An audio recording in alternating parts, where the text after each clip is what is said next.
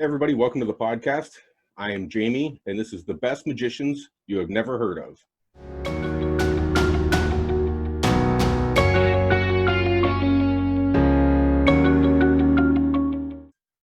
Hey guys, today's guest is one of Boston's premier entertainers. Been doing magic for about 14 years, even helped websites like Illusionists start up their Facebook and Twitter pages. He also works for Aaron Fisher and Adam Grace at Conjurer.community. I want everybody to please welcome Shawn Mullins.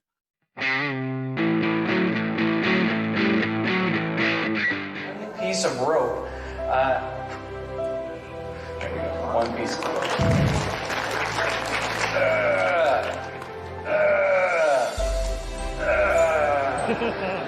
Hey Shawn, how are you? Not bad, man. Good to be here. I'm excited to talk about some magic, man. Awesome. Thanks for being on the show. So why don't you take a minute and tell us a little bit about yourself? Sure. Well, my name's Shawn Mullins. I'm from just south of Boston in Cape Cod. So if you're looking at the arm, we're right about here, right in the middle of the bicep. Awesome. Yeah, man.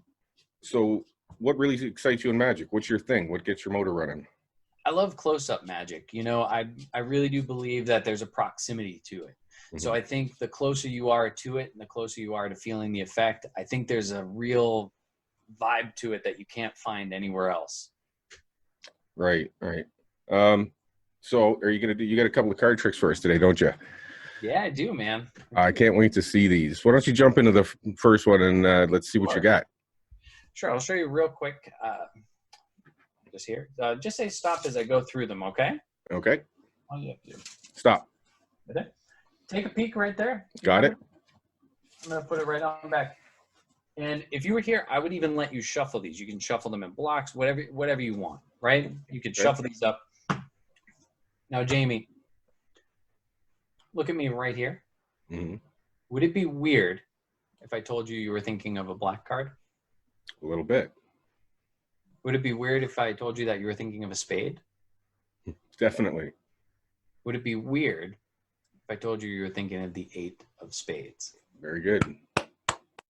Beautiful. So unbelievably simple trick, right? I mean, that's as pretty much as straightforward of a plot that you can get. Absolutely. You're a card, I tell you what it is. That's pretty much as straightforward as you can get. What makes this version really neat is it doesn't look like any sleight of hand. It's incredibly self-working. The deck can be completely examined. The deck can be shuffled. The deck can be kind of shuffled beforehand. We'll get into that in a minute. But here's the really neat part about this. Okay. I know that if I, let's say, just hand out some blocks of cards here, and we shuffle these all up together, we mix all these cards up here. They go all over the place, right? We got those ones. We got these ones. Whatever. They're just getting mixed all over the place. Yeah? Okay, yes. I know that card is exactly at the 22nd position. Okay, how? So here, I'll just show you. 1, 2, 3, 4, 5, 6, 7, 8, 9, 10, 11, 12, 13, 14, 15, 16, 17, 18, 19, 20, 21, 22. And it's the 22nd position. Yes, it is.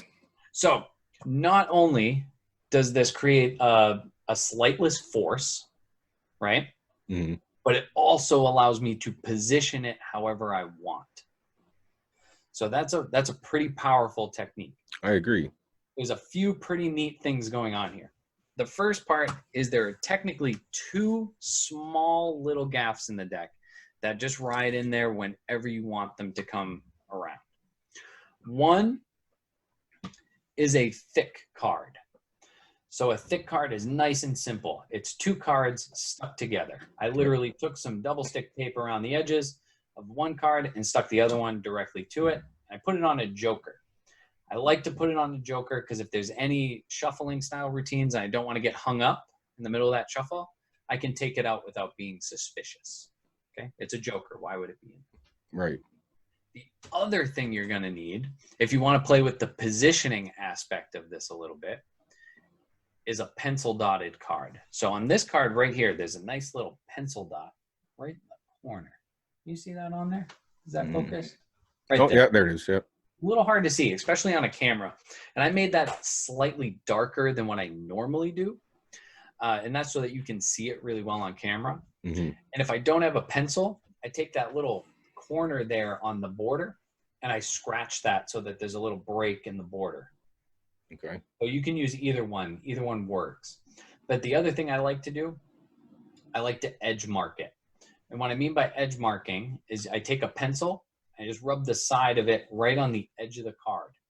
That way, when it's in the pack, you're going to be able to see this. This is a pretty old pack, but you can kind of see this. You can see a nice little line. Yeah, you can see it compared to the, yeah, absolutely. Yep. And it's only about like yay long or whatever, but that's so I can easily spot right in the center, right as I rub the deck, exactly where that card is. So I never have to fish around for it. Okay. I gotta admit, I really like that one.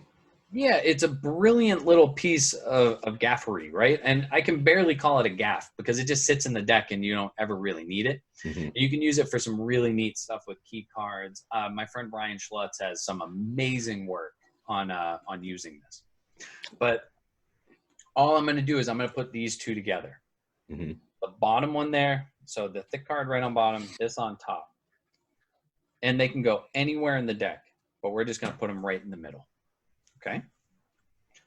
Now, if you see this, I can see where my edge is, right? So I know where my edge mark is. I can feel it. Like just a little quick glimpse, I can see exactly where it is. So when I do my dribble, this is the cool part. There's no breaks, there's no gaps, there's nothing in the pack. But when I dribble the cards, because of that thick card, I'm going to stop right there on the 8 of spades. So the pencil mark gives you an idea where it is in the deck, so you know roughly how much to dribble. Yeah, exactly. So yeah, so for me, I usually like to position it about in the top half because I like to say, I'm going to go through, you just say stop. And then I watch them a little bit. I like to turn away because it's fairly simple to just kind of finish it off by just hitting a few extra. Yeah. So it's something to get used to, but don't worry about it too much. Don't think about it too much. I think Tamarice always just had the look. He would look back as he finished and be like, "There," and he would just nod in agreement. Like they would say, "Stop." Oh, okay. So there, right? And that was exaggerated, but it would be along those lines. Now, that's really powerful, right? So I'm looking away. I have no breaks or anything. You just saw this. There's no real auditory cue that's happening. Like a short card sometimes has that like thunk. This doesn't really have that with a thick card, which is nice. It's a little deadened. So there's all of that. So I can force a card without looking at the pack, without breaks. It can be on the table. I can shuffle around that, right?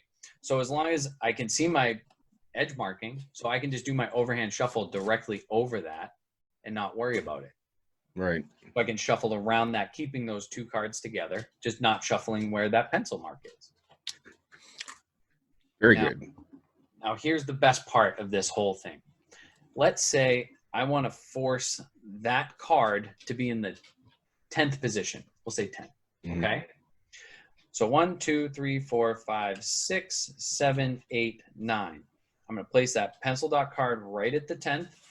I'm going to place that thick card right at the 11th and everything on top. Okay. So everything is the same. I'm going to dribble force, right? Dribble force there. So you can see it. I can come in and I'm going to say, and you know what? We're all going to shuffle this together. Do you guys know how to shuffle like this?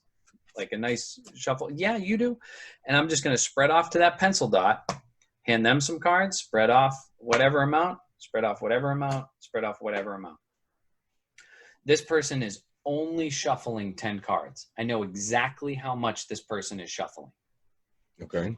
So if they shuffle, like let's say blah, blah, blah, blah, blah, and it gets, and I'm going to say, you shuffled these. You shuffled these. Now, when I do that, I'm spreading to show that they shuffled it. You shuffled these. I'm going to gesture you. And then these just cut right back there.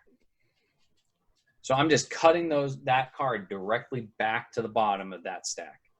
None of these cards matter. Only this one. That gets put right there. That person shuffled their card. Goes right on top. you have these people shuffling it. So those people are over there. These people are over here. Now you know where their card is in the first pile because of the thick card, though, right? I know. I No. don't know where the thick card is at all anymore. I don't So care. how did you know it was the 8 of spades? How did you know where to cut? So I controlled it and forced the eight of spades, and that was already in the 10th position. Right, but they shuffled it. Right. So when we got to, so here, it's reset right now. Okay. So I do my force, right? So I'm here, Mm-hmm. memorize that card, close it. Great. Now, does anybody know where to shuffle? I'm just doing an overhand shuffle control, not disturbing those top 10 cards. Right. Okay. I'm going to spread off to that pencil dot, hand that block to somebody, spread off whatever amount. Doesn't matter. Right. This is the only one that matters. Right. So they shuffle that one now. Right. So here's what they shuffle this one. They can shuffle it as much as they want. Now what's going to happen is I'm going to control that pencil dot back to the bottom. Okay. So I'm going to spread, you shuffle these. I'm spreading right to that pencil dot, making my gesture. You shuffle these as I look at them, and that just gets cut right back to the bottom. So that's going right to the bottom. That's what I wanted to know. I wanted to know the pencil mark being there was what was giving you the cue to cut. Exactly. So then this part right here, this goes directly right there. Okay, so it goes right on top. These people, I'm instructing them, and you guys shuffle yours together. And again, I'm just doing a false overhand shuffle, controlling this whole stack. Mm-hmm. Okay, so I just run 5, 2, 3, 4, 5. So I get my in jog, and then I just do the exact same thing. So I know it's still exactly in the 10th position. I haven't changed anything, right? Now they've been mixing theirs together, and then I plop all of these on top, and I can either do one more overhand shuffle to mix them all together again, or put them here. But the point is, you shuffle the cards, you shuffle the cards, you shuffle the cards, you shuffle the cards. I'm out of the equation. I'm not going to mention that I shuffled anything. Right. But exactly through that whole process, 1, 2, 3, 4, 5, 6, 7, 8, 9, 10. We've now controlled it exactly where we wanted. So all of that, why I like this and why I like this procedure is that it doesn't feel procedural. It feels chaotic. It feels like everybody's involved and having fun and enjoying the moment. Mm-hmm. Now, what I also like about that is it has the absence of sleight of hand. It doesn't feel like sleight of hand. It doesn't feel like I did anything. Right. It feels a little hands off. It feels like there's no way that this could work out, right? That's what I like so much about it. I like my Magic to have that feeling of this not hands off always. I don't mind putting my hands on the deck, but I like that feeling of that absence of sleight of hand. There's no way I could have manipulated it to end up that way. Right. You're not sitting there doing seconds or bottoms in order to make something happen. Exactly. I'm just letting it be, and that also gives me freedom, right? If I'm not thinking about sleight of hand, if I'm not thinking about moments, if I'm not thinking about where I need to look, I can spend my time with my spectators. Right. I can enjoy the moment with them. I can play. And that's the Magic that really lets me kind of expand in that environment a little bit, is when I can play with them. And that's when it's really fun for me. So if you were going to give somebody some advice on what to take from this, what do you think would be something that would be important here? Something that makes a difference in somebody else's Magic? Well, I think the thing to take away is look at the Magic that you're doing and what is the image that you want to create. Now, if you're a person who wants to look like they're doing something, so if you're a person who wants to look like they're a gambling expert and they want to do an amazing thing, that's great. You can do that. That's absolutely your choice, but it should be your choice. Now, when you're doing Magic that looks hands-off and looks magical, that's your choice too. But the thing is, I want people's choices to be intentional. I don't want people to think their Magic looks hands-off, but yet it feels like there's a lot of sleight of hand. Yeah. So you just be intentional with your decisions. Anytime you can get the audience involved and take your hands off the deck is a big thing. Absolutely. Well, that and texture is important in an act too. So, I mean, in an act, when you have texture, right? Maybe I do look like something that I have some good skill. I open my shows with the 3-shell game. It's a very skillful looking thing with a magical outcome. But, you know, it's that texture of the next thing I do should be a little hands off, right? It should feel more impossible. But the skill at the beginning, I mean, under normal circumstances, that's something you need to do to build credibility, especially if you're doing strolling or something like that, where you just walk up to people. Yeah, exactly. I mean, if they don't know who you are, they want to know, who the hell is this guy up here talking to me? Yeah. Why is he so important that he's on stage? Or she, he or she, whatever. You know, why are they on stage telling me stuff? How many times in your life have you said pick a card and somebody said, "Oh, I already seen this one"?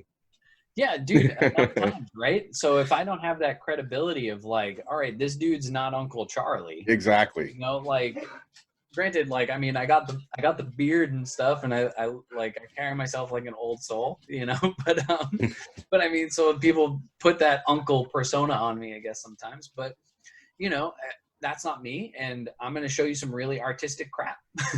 You know, yeah, I expect you to like it. Yeah, that's basically what you're trying to convey, right? Yeah. So, what type of magic do you do for a living? What kind of shows do you do? Stage or close up? Or I've dabbled in a little bit of everything. I really like different modems because I like to think of myself as an artist in that way. I like to shape things and feel different emotions. But if I had to pick my bread and butter, I mean, my bread and butter, hands down, is close-up magic. You know, I love being at a table with people, sharing an experience in a small, tight group. Not so great right now in the world, but you know, in a small, tight group that's all locked together, close, up and over you, and everything looking at the table. It's that experience that just builds this atmosphere that's impossible to find anywhere else. I 100% agree with that. There's nothing better than that. And the first time, especially when somebody sees you for the first time, and if you ask the general public, if you just walked up to random strangers and said, how many times in your lifetime have you seen magic close up, even card tricks? The amount that are going to say yes is very, very small. People have not seen this. Or at least like something like besides their kid doing like the 21 card trick. Right, you know, like right. They've seen like little itty bitty things or things on TV. But finding people who've seen it close up, even if you live in a magic rich environment, it's not that common. No, I mean, I haven't seen a whole lot of close-up magic in my life other than me doing it myself. I mean, unless you live in maybe LA, right? Like, I mean, if you're in LA, you got about 2 close-up theaters there plus the castle. So, I mean, like, people know it at least enough to have that reference of saying close-up magic. Oh, okay, I get that. You know, as opposed to like when I say it out here, like, oh, close-up magic. They're like, so you're on a stage. I'm like, no. Well, I live in Windsor, Ontario, and there's not a huge magic market here, I'll tell you. Definitely not. I mean, there's magicians here that you know work every day, but it's not a it's not a big enough city to have that kind of attention. There used to be a magic store here called the Cavalcade, and it was here, you know, for my whole child life, but about 20 years ago or so it was done, and there's nothing anywhere close here. You got to go to the States to get anything. So that kind of sucks. Do you have a magic store around you?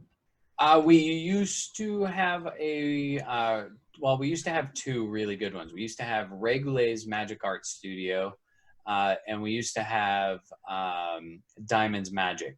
Now, Diamond's Magic was bought. It's at like a flea market-y kind of area now. I'm not 100% sure, so don't quote me on that.